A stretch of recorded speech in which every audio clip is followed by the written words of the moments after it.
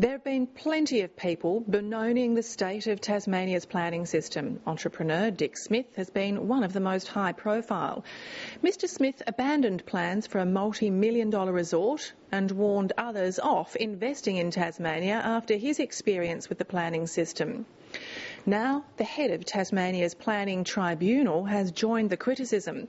Simon Cooper says the laws under which he has to make rulings are full of flaws. Mr Cooper is no stranger to controversy.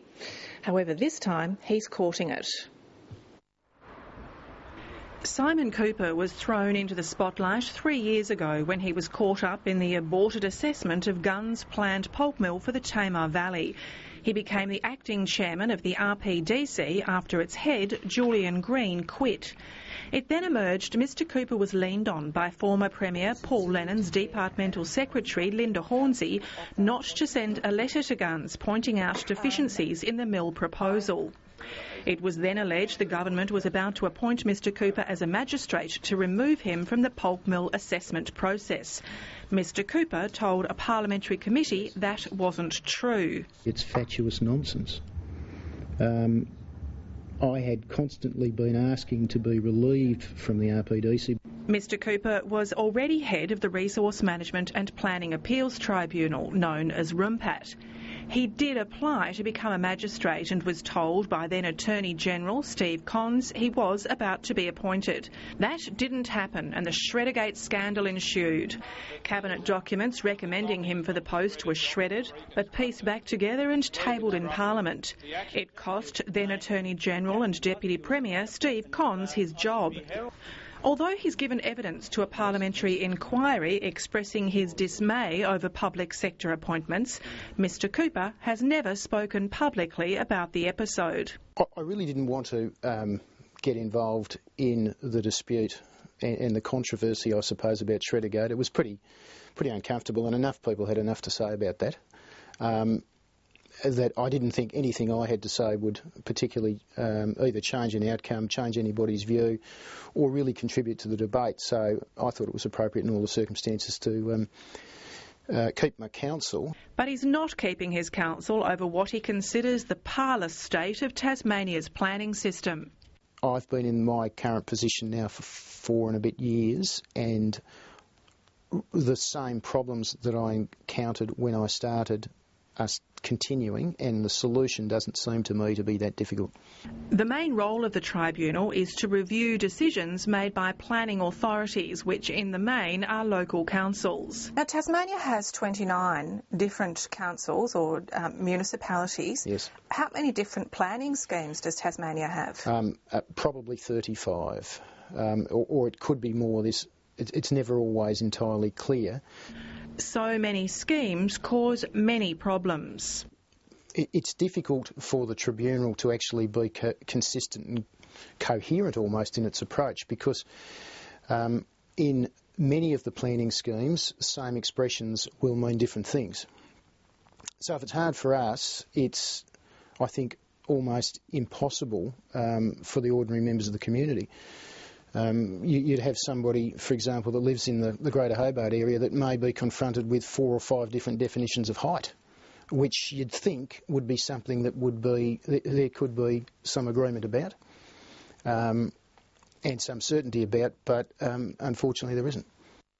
What you're basically saying is that the laws under which you've got to make determinations are an ass, as they say.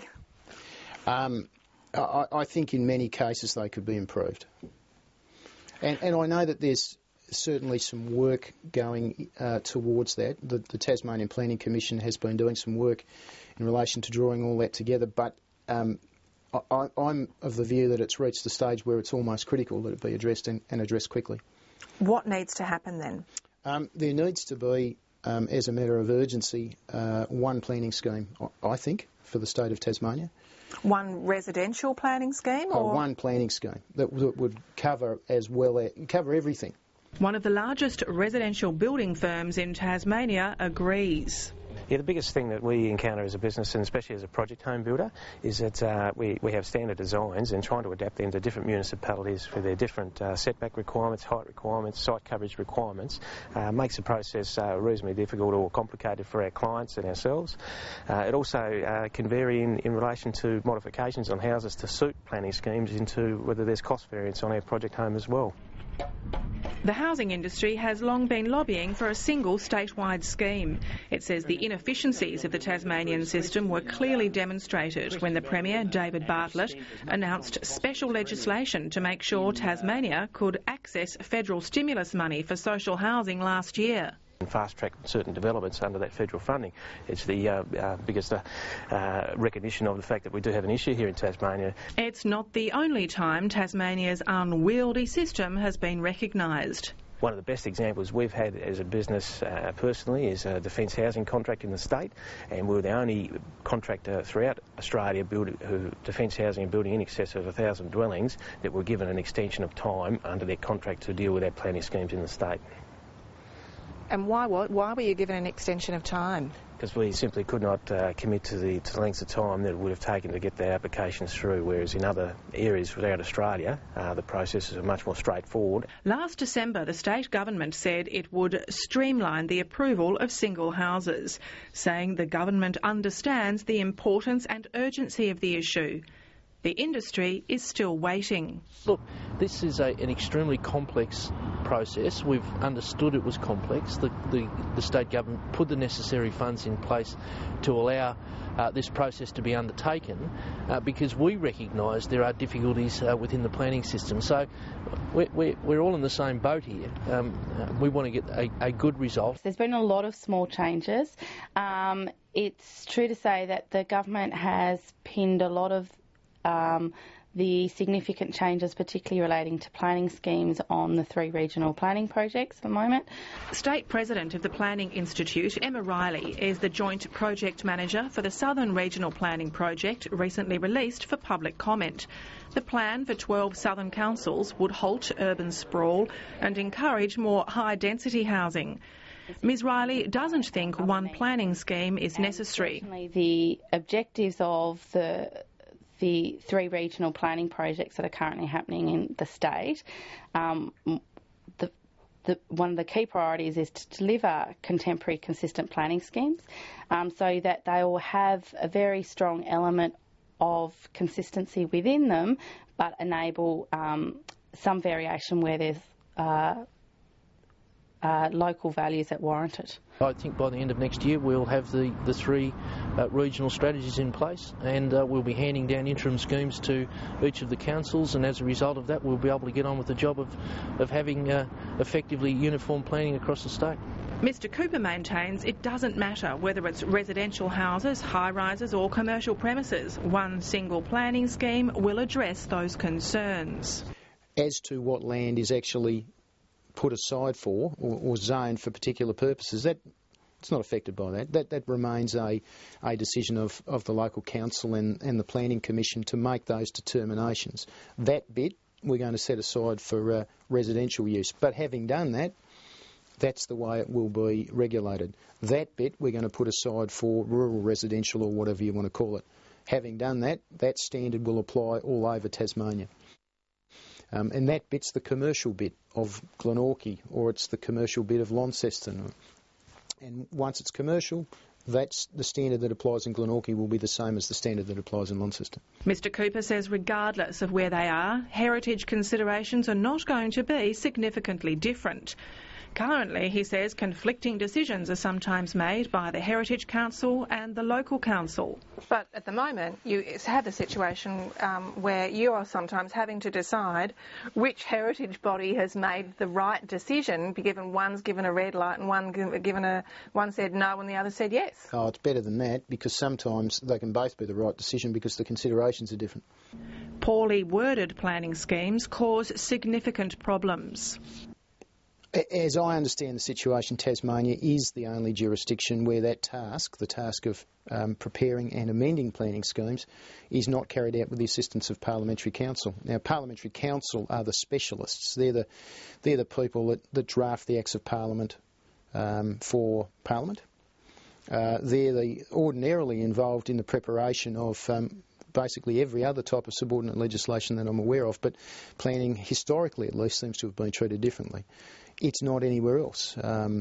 Every other state that I'm aware of, specialist legal drafters are involved in that process.